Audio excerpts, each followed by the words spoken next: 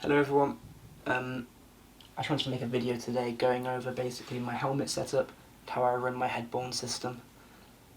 My main goal for my helmet was to be able to use night vision effectively for long periods of time and keep my head cool and comfortable the whole time.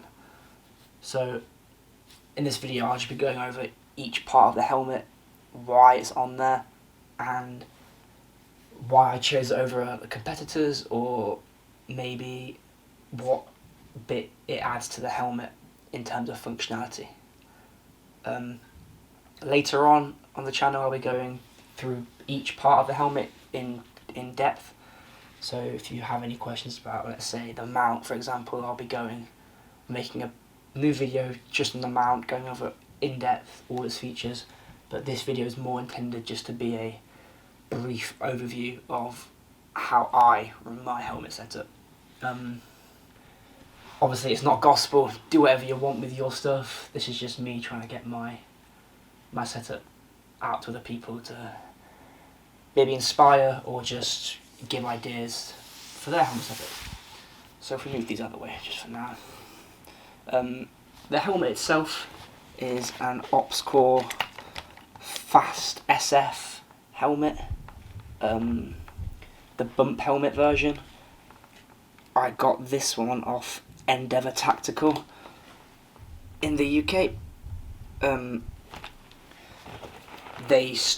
think they're the only people that stock OpsCore products in the entire of the UK, and Gentex won't ship overseas, so that was my best option. I chose that helmet because of the mounting system, integrated shroud. I heard a lot of good things about that.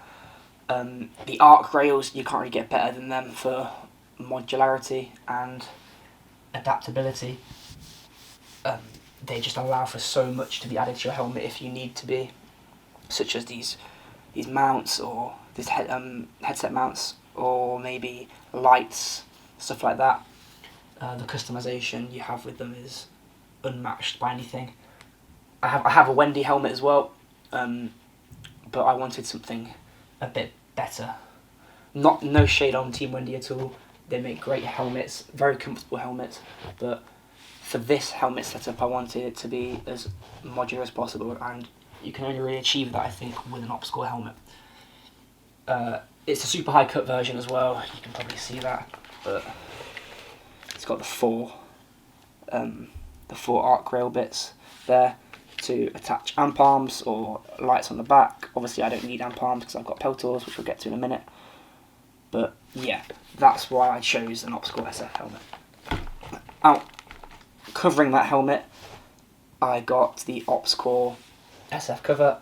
The real one, there's lots of fakes out there, but this one is real. Way too expensive for what it is. This cost me £170, which is about $230. It's the markup if you want to get real stuff here in the UK, is a lot, but I chose this cover for reasons as well. Ideally I was looking at getting an ODG gear cover, but they have been out of stock for the past year and a bit now, and I didn't want to wait any longer, so I just pulled the trigger on this one. But it has mesh over the vents of the bump helmet to allow for airflow. You can see there's mesh, so more air can get into the helmet and cool my head. It's a multicam, that's what most of my kit's in. I like lots of other camos, but the majority of my main pieces of kit are all in multicam, so it's nice and matched for the uniform. It has lots of Velcro as well, but the Velcro isn't, I don't know how to describe it really. It feels high quality, as it should do really, but it's not going to get snagged on anything, it's not going to come off as well. It's like very streamlined, flat until you want to stick stuff to it, and then it's very, very tight. So really good quality Velcro on that.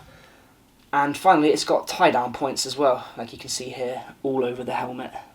I'll come back to them later, but they were a big need for me, as I don't want to be losing my very expensive pieces of kit in the woods somewhere. I want to be able to tie them down to the helmet. So basics, that's what the helmet is. If we go onto the ear pro now, I'll show you. I've got Comtac XPIs, they're called. Basically 3.5s, I would say. They're better than the Comtac 3s, but they are worse than Comtac 5s. The XPIs are the UK version, really, of Comtacs. You can't really get 3s or 5s here over the ocean, so the XPIs are the best Comtacs you can get. Simple again, normal standard Peltor Comtac controls with a boom mic. Downlead here, just simple NATO to plug into my PTT. I run comms quite a bit every time I play. I'm plugged into my PTT talking to my squad mates, so comms are a big need for me. I run the cable just around the back of the helmet here. It used to just fall out the back, like slip out constantly, which would get in my way and snag on things. So I just took a bit of bungee cord, tied it in a knot, and now I can pull it up top and stop it getting snagged. So that was my little invention for the Comtacs. Yeah, no complaints with them. Batteries in them. I've had this pair for probably, I don't know, I want to say a year, and I've yet to change the batteries. Really good battery life. Pads obviously could be gel.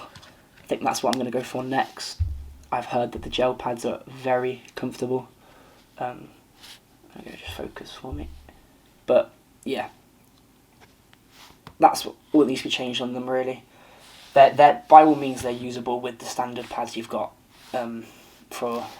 until you have the funds to upgrade to gel pads. I've not got any gel pads yet, so I can't really talk about the performance wise against them, but once I do, I'll be sure to put a video up about them. On top here I've got a Unity Spark light. The light is mainly for identification purposes. I've never really had to use this. I mean, a couple of times really when I'm in a dark room and I've been hit and I want people to see that I've been hit, I just turn the light on. Three different light modes: low light, high light, strobe. It's good to have. It doesn't weigh a lot at all. It's probably only about, I don't know, 50 grams, something like that. Not heavy at all, and it does what I need. I don't need a big Hellstar strobe or Manta strobe on the back of my helmet. I'm not jumping out of planes or anything. I'm simply just playing airsoft and participating in Milsim events with it. Nothing too big. Moving down, I've got an OpsCore counterweight pouch. This is probably the best counterweight pouch you can get. I really wanted to try and find a TNVC Mohawk, I think it's called, but nowhere would ship to the UK anywhere. You had to be in the US, so I kept looking and I found this, and probably for the better. This is as I was talking about earlier, the OpsCore ecosystem is incredible.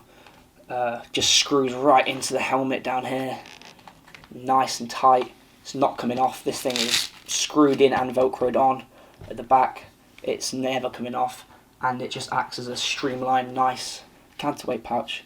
I currently run a PVS14 up front, and I only use one singular of the lead. It comes with all 5, but I only use one. That's all I need. A tip I also learned for storing the Peltor downlead is you can just run it through this pouch quite easily, and it is then nice and tucked away and stored on the back of your helmet.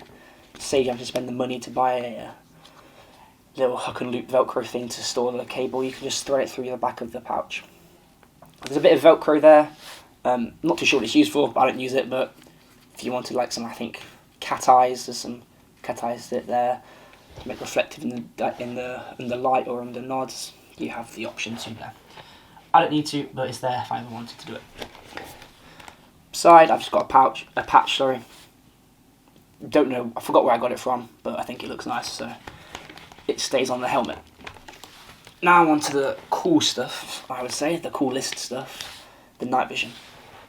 So I thought it would be best if I was to show the night vision and the recording equipment off the helmet first, just because it's a lot easier to properly show you guys it. So the main thing I'm wearing on my helmet is a PVS14. Got it from Cold Harbour Supply, and it is a phenomenal unit. It's got a Photonis echo tube in there. Really, really happy with it. This is my first night vision device, and I'm really, really happy with its performance. Yeah, I got it back in December, and I've used it every day since, just training in the on my land or stuff like that. But yeah, really, really happy with it. Attached to it, or attaching the PVS14, sorry, is a AX14 Pro J-arm. This is the polymer version. I think it's what it's made out of anyway, sorry if that's wrong. But excellent articulation on it. You can really adjust anything you want on it. Bit of shimming there, but yeah, it's really, really, really well made.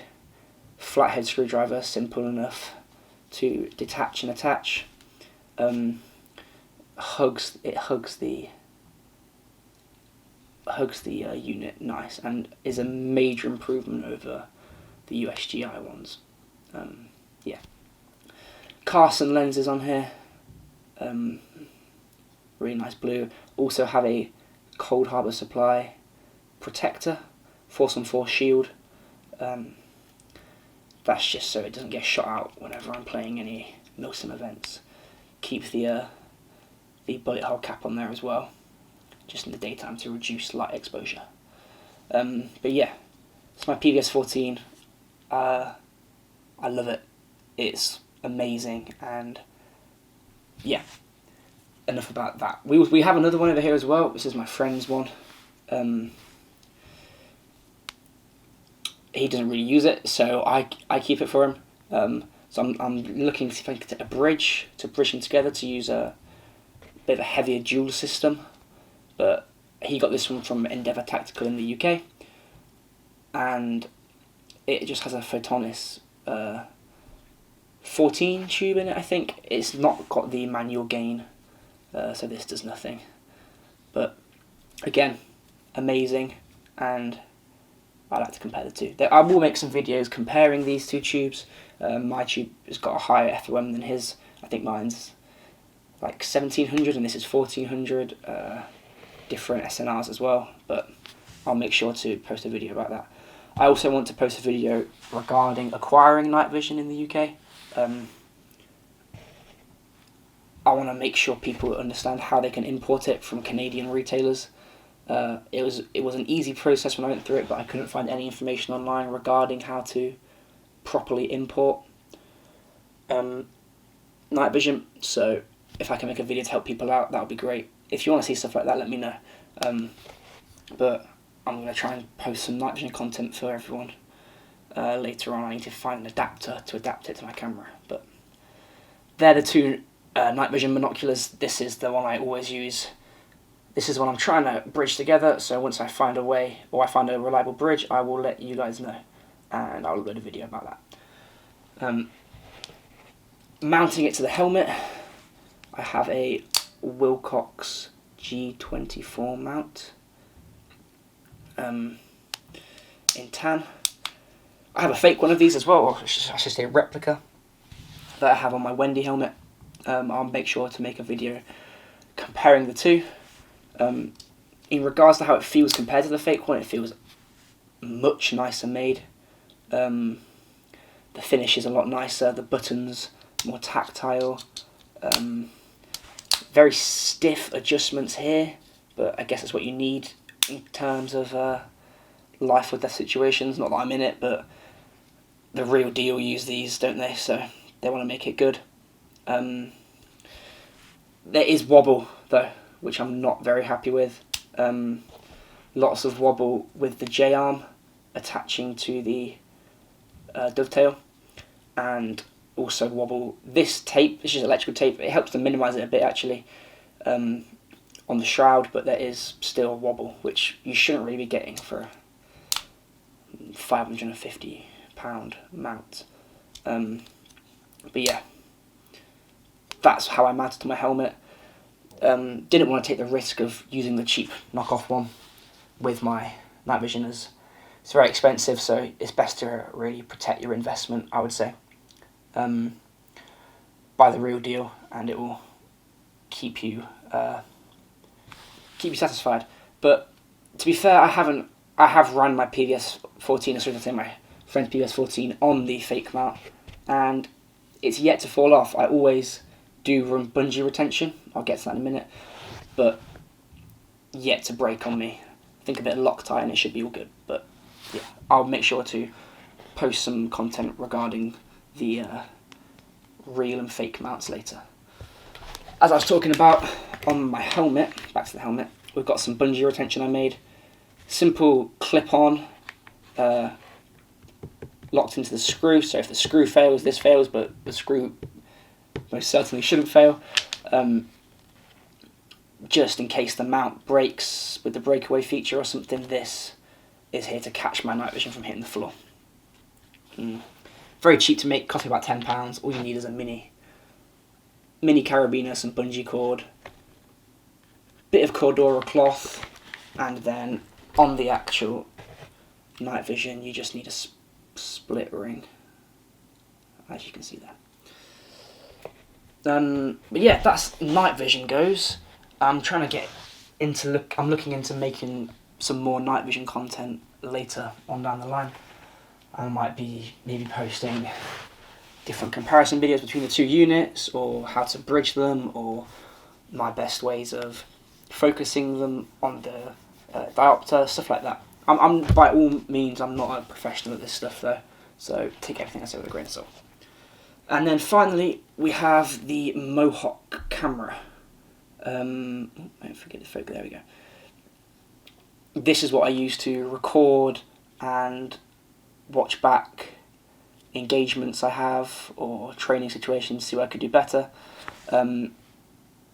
Very, very good camera.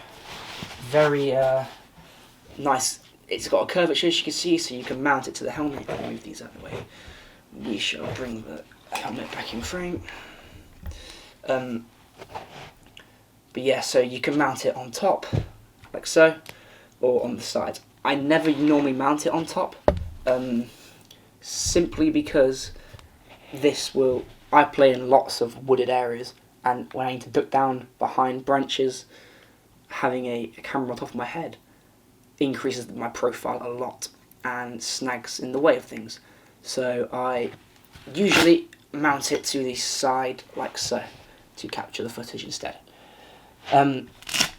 Battery on this, again, I'll be making a video going over this, as I also couldn't find any information on this camera on the internet when I wanted to buy one. Takes just a simple rechargeable battery that they provide you with. It's got a little computer there, but this will all be in another video later on. I'm planning on making a long video on how to properly get this camera sorted onto your helmet if you want one, how to stream the camera footage to your phone, how to record in different ways, such as loops and stuff like that. Lots of possibilities for this camera. Really good. Shatter resistant glass at the front. I think it's got a protector on it. You can adjust the swivel of the camera. Yeah, really good camera.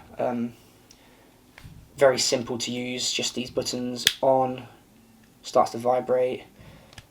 Off, more vibrations, and you can record or take photos. But yeah, there is lots and lots you can do with that camera, and I'll be going over it all in a video soon. But that's about it, guys, for my helmet setup. That's how I run things anyway. If you have any questions, or if you have any ideas you want to share with me, by all means leave them in the comments. I'm always up for new ideas, or if you have any ideas on how I can make the content better, let me know. But it's just more me talking about what I've got on it and how I set it up. There should be a parts list in the description below of everything on it. I won't include links because of the countries and everything. I don't want people to be buying stuff when they're based in America off UK websites. So I'll just include the names, and if you have any questions, let me know. But that's about it, guys. If you want to see any cool stuff with the night vision, be sure to let me know as well. Any ideas for that, like target videos, anything. I'm all ears. But thanks for watching, guys, and I will see you guys in the next one. Thank you.